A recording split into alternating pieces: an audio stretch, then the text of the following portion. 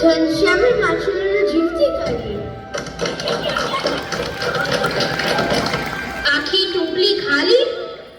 ક્યાં ગઈ બધી માછલીઓ? શું કરું હવે? કોને પૂછું? મારી માછલીઓ ક્યાં ગઈ જે આ ટોપલીમાં હતી? બોલો બોલો. મનસુખા, લાગે છે તારી માછલીઓ ઉડી ગઈ. એમ? હા ભાઈ, આજકાલ માછલીઓ પણ ઉડવા લાગી છે. એમ?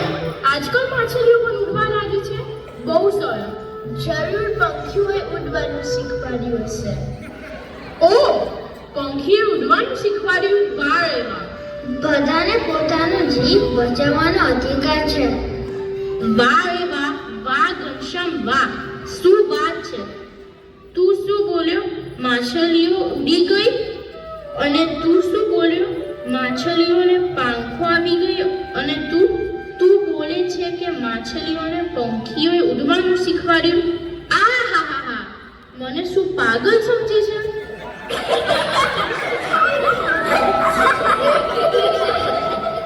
આ જમીન તમારી જ હોતું છે. તમે લોકોએ જ મારી માછલીઓને પાણીમાં ફેંકી દીધી છે.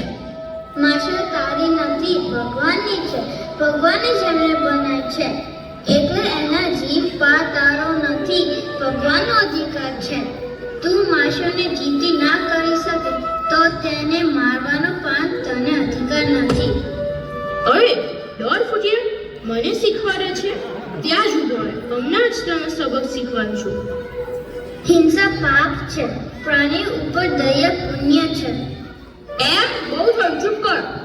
જે પાપ કરે છે એને પાપનું ફળ પણ ભોગવવું પડે છે.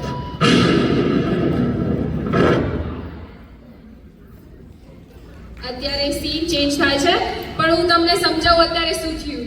આમાં માછીમાર ઘનશ્યામ મહારાજને લાફો મારવા જાય છે, એટલે ત્યારે જેવો લાફો મારવા જાય છે એવો એ યમદૂતમાં જઈ પહોંચે છે.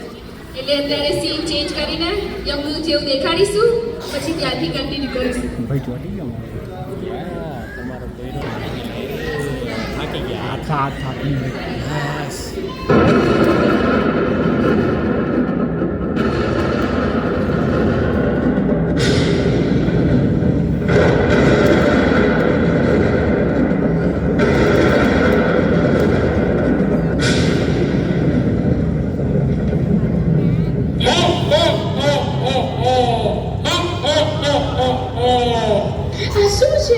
શું છે ભાઈ?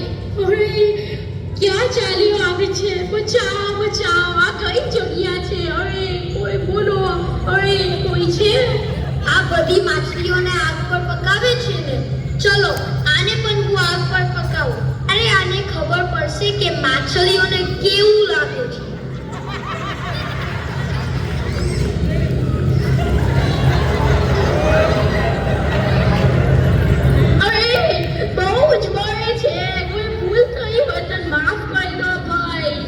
માછલીઓને આગ પર પકાવે છે ને, એની જ આ સજા છે.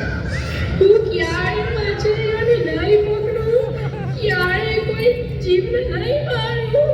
તું સોગંદ ખા. સોગંદ કહું છું, માફી માંગુ છું, માફ કરી દો. સોગંદ કહું છું, માફી માંગુ છું. મારી નહીં, એની માફી માંગ જેને માછલીઓને બચાવી છે.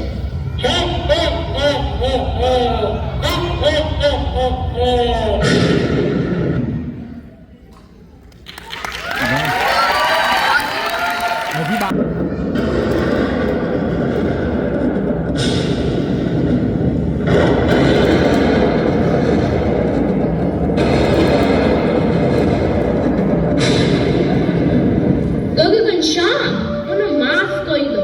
મારી રક્ષા કરો ઘનશ્યામ. હું ક્યારે જીવની હિંસા નહીં કરું.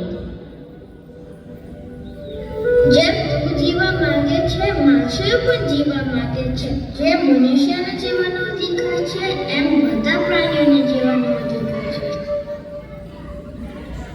જય